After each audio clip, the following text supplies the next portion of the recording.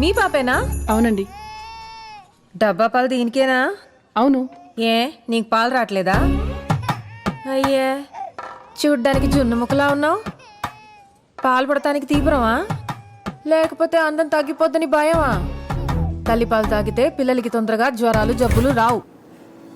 So ఈ వీడియోలో మనం చూసినట్లు బ్రెస్ట్ ఫీడింగ్ చేయట్లేదని ఒక మదర్ని సొసైటీ ఎంత పాయింట్అవుట్ చేస్తే చూసాం కదా.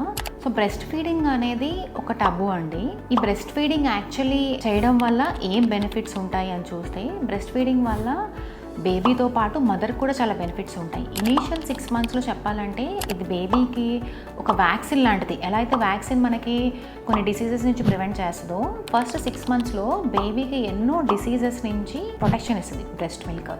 మదర్ నుంచి కొన్ని రకాల యాంటీబాడీస్ వెళ్ళి ప్యాసివ్గా ఇమ్యూనిటీ అనేది వస్తుంది అనమాట బేబీకి. సో బేబీకి బెనిఫిట్స్ చూసుకుంటే న్యూట్రిషనల్ సపోర్ట్తో పాటు అడిషనల్గా ఇన్ఫెక్షన్స్ నుంచి ప్రొటెక్షన్ ఇస్తుంది అండ్ బ్రెయిన్ గ్రోత్కి కూడా అది దోహదపడుతుంది.